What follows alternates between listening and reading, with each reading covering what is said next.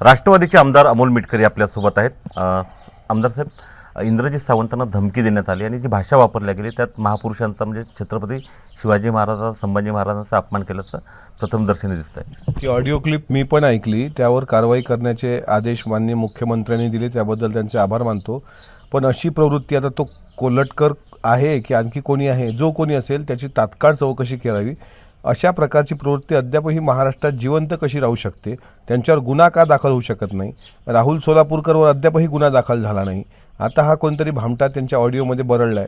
ठीक आहे, धमकी दिली असती तर आम्ही भाग समजून घेऊ शकलो असतो, पण मी स्वतः इंद्रजित सावंतांशी फोनवरून बोललो। त्यांचं म्हणणं आहे की मला असे रोज धमक्याचे फोन येतात, पण मी ते कधी सोशल मीडियात टाकत नाही। पण या धमकीच्या फोनमध्ये ज्या प्रकारे शिवाजी महाराज, शंभूराजे, राजमाता जिजाऊसाहेबांबद्दल अत्यंत आक्षेपार्ह आणि विखारी बोलल्या गेलं, त्याबद्दल शिवप्रेमी म्हणून प्रत्येकाच्या भावना दुखावलेल्या आहेत। यावर कठोर कारवाई आमचं सरकार करेल, मुख्यमंत्री करतील अशी मला अपेक्षा आहे। आणि देशद्रोहासारखे गुन्हे दाखल झाले पाहिजे हे आम्हाला वाटणंही साहजिक आहे। पण इंद्रजित सावंतांच्या सोबत अशा प्रकारे संवाद केल्यानंतर जर कोणाला वाटत असेल की आमचं काहीच होत नाही, तर या संभ्रमात त्यानं राहू नये। महाराष्ट्रात मग याचा उद्रेक झाला तरी चालेल, पण शिवाजी महाराजांचा अपमान आता इथून सहन करायचा नाही, एवढं मात्र नक्की। इंद्रजित सावंतांना सरकारनं संरक्षण पुरवावं असं तुम्हाला वाटतं? त्याला पुरवलंय त्या कोल्हटकरला, तर सावंतांना संरक्षण पुरवायला हरकत नाही, कारण त्या ऑडिओमध्ये तुम्हाला घरात घुसून मारू अशा प्रकारची धमकीची भाषा आहे।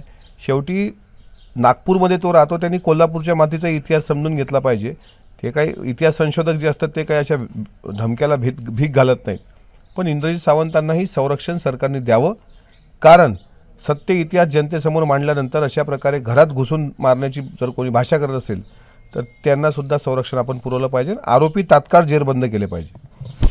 आमदार साहेब, आणखी एक प्रश्न असा आहे की संभाजी महाराजांवरील जी मालिका आहे तिचा शेवट एक विशिष्ट प्रकारे झाला पाहिजे असा दबाव असल्याचा आरोप जो आहे तो अभिनेते अमोल कोल्हे यांनी केलेला आहे, त्या संदर्भात काय म्हणतात? त्यांनी सांगावं ना, नेमका दबाव कोणाचा होता, त्यांनी दाखवावं, त्यांचं नाव घ्यावं, ती हिंमत दाखवावी। आता ब्लॉकबस्टर ठरलेला छावा चित्रपट जो मला असं वाटतं प्रसिद्धीच्या अत्यंत उच्च शिखरावर आहे, अशा वेळेस त्यांचं ते बोलणं येणं ते म्हणजे हे दाखवण्याचं होतं की काय उतेकरनी काय दाखवलं ते तर मीच दाखवणार होतो, पण मग मला दबाव होता म्हणून मी दाखवलं नाही। हे मला असं वाटतं उसणं अवसान आणण्यासारखं आहे। आणि त्यांना एक खंत असू शकते की विकी कौशलला ज्या पद्धतीनं देशभरानं ॲप्रिशिएट केलं आणि त्यांचा जो रोल एक संभाजीराजांनी प्ले केला तो सर्वांना असा भावतो। कवी कलशांचा रोल पण भावतो, संभाजी महाराजांचा रोल पण भावतो। ते असं वाटतं की ते आपण वेदना सहन करतोय, ते आपण अनुभवतोय। दुर्दैवानं इतर अभिनेत्यांना तसं जमलं नाही। त्या असूयेपोटी त्यांनी इतक्या उशिरा असं स्टेटमेंट करून चर्चेत राहण्याचा प्रयत्न केला आणि दाखवून दिलं की आपल्या बुद्धीचं दिवाळं निघालेलं आहे। उमेश अरोणे, एबीपी माझा, अकोला।